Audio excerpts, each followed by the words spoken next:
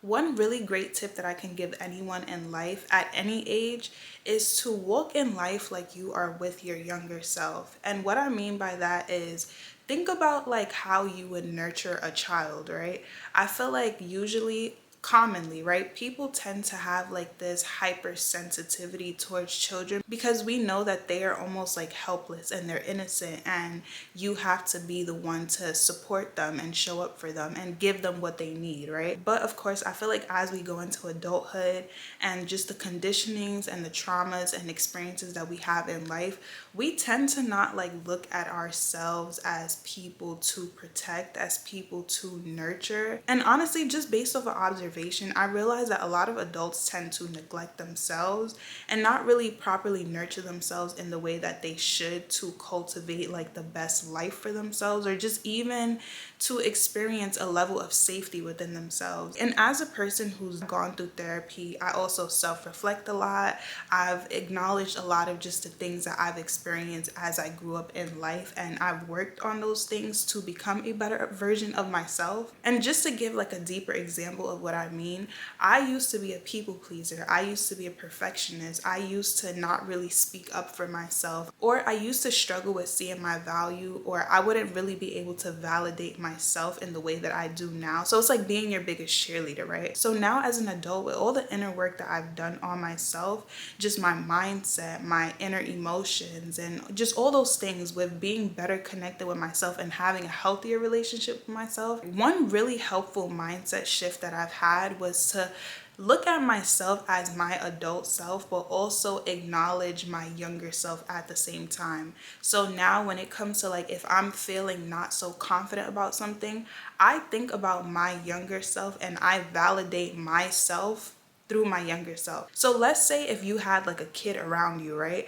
If they're not feeling so confident about the artwork that they just did, or if they didn't have like the best of grades, or if they're trying something out for the first time but they're struggling to get it right, you would oftentimes be like encouraging to them. You would tell them like, hey, like keep trying, or you got this, and or like it's actually pretty good. But as an adult, we don't extend that same grace and compassion for ourselves. So that's what I mean when I say what you give to a child, you have to look at yourself as the adult with your inner child still with you, right? Because you still have your inner child in you, but you have to acknowledge her or him, and you have to be able to nurture him or her as you are in your present moment. So for me, what that looks like is, as a kid, I knew I didn't really speak up for myself and I would kind of keep things to myself. Now, as an adult, I use my voice. I express how I'm feeling. I have validated myself to know that the things that I have to say, the way that I'm feeling,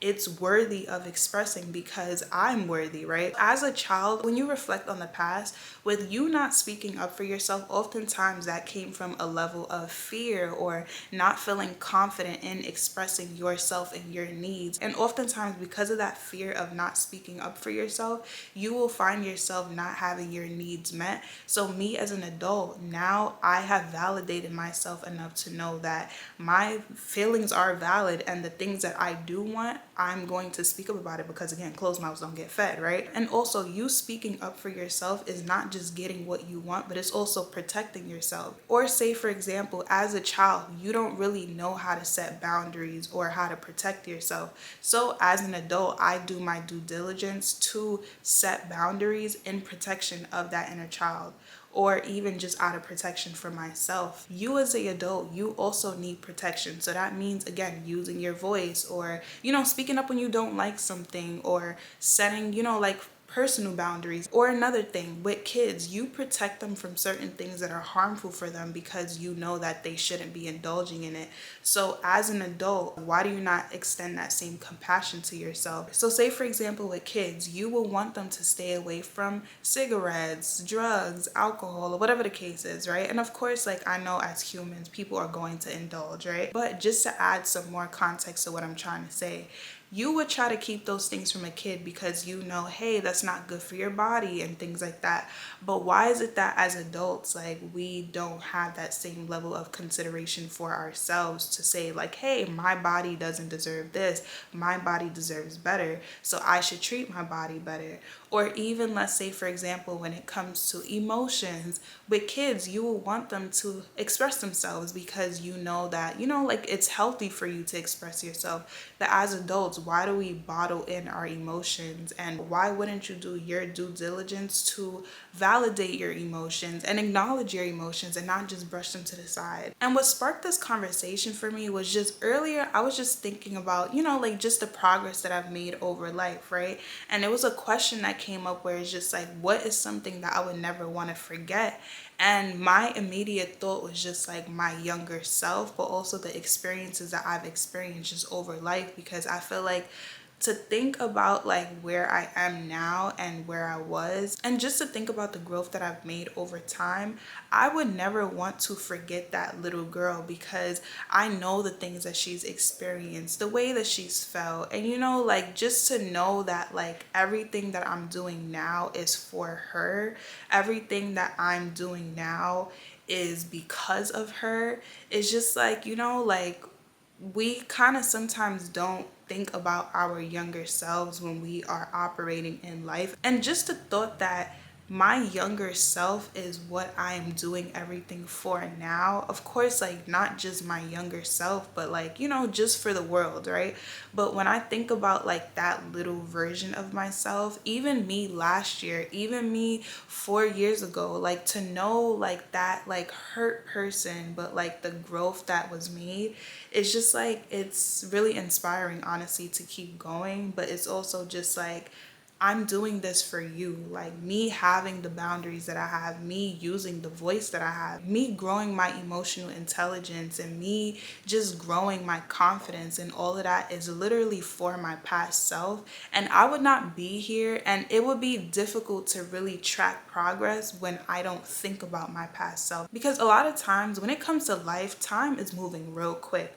But when you really just connect like the different phases of your life to where you are, it can really put things into a better perspective. And I feel like it's a great way to just track like your progress, and just to track like, how far you've came.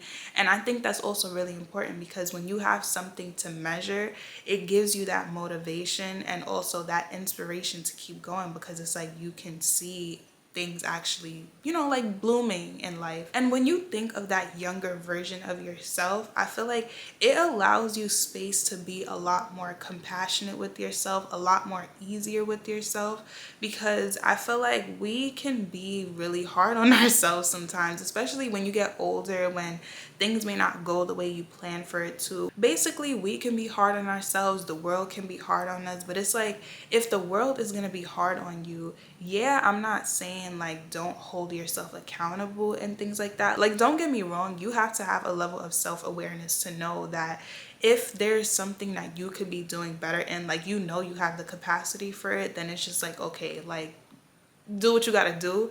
But I mean in the sense of like you still have to have a level of understanding and patience with yourself, like treat yourself literally like you are handling your younger self, like you are handling a child. And have patience, have grace, be kind, be motivational, be inspiring. If it helps, separate your younger self from your older self and act like y'all are just walking holding hands, and communicate with each other that way. And I know this sounds a little, like it might be difficult, but I'm not saying separate yourself from yourself, because at the end of the day, it's still you. But I feel like that will help you kind of rationalize what I'm trying to say and really imagine it. Like when it comes to your current version, think of it as like you have your younger self looking up to you, being your role model, right? So that will be your inspiration to want better for yourself, to do better, and also, to show and be a better example for that younger version of yourself. But also for your older self, when you look back at your younger self, you want to be empowering. You want to be like, I got you. Like, like we got this. I'm gonna look out for you. I'm gonna make sure you feel protected. I'm gonna make sure you feel safe. And that really will make all the difference in you having a more solid, better relationship with yourself.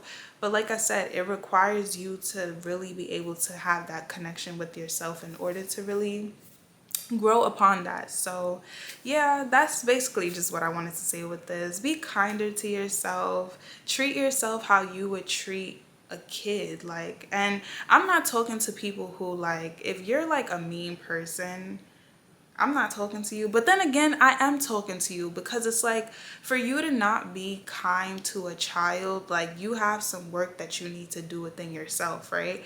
But if you think deeply and go back and think about, what did your younger self need? Be that for your younger self, right? Be that love for your younger self. Be that motivation for your younger self. Be that protector for your younger self. Be that voice for your younger self. Hold those boundaries for your younger self. And don't back down. At the end of the day, nobody is going to show up better for you than you're going to show up for yourself. Of course, you can have, supporting people around you, but you have to be that for yourself, to make sure that you are giving yourself the best version of yourself, so that you are requiring and also showing up in the best way just in the world. Like, you have to create that safe space within yourself first. A lot of times we want the world to be safe for us, but it's like, listen, we don't always live in the safest world. We don't live in the safest world, let's be honest. So you have to cultivate that safety within yourself, and that way you can really just be a bright light in this world, and you can be happy in your existence in this world. Of course, like, also acknowledging, like, life is not going to be peaches and cream all the time, so you have to have that level of groundedness, that level of happiness within yourself first, and then as you go out into this world, don't have expectations for this world, because the world's gonna let you down every time, but you know that you're not letting you down, and that's all that matters. And if you let you down, it's okay. Be graceful with yourself. Pick yourself up, dust yourself off, and try again. Like, I forgot who said it, but dust yourself off and try again. All right, it was Aaliyah. But all right, bye.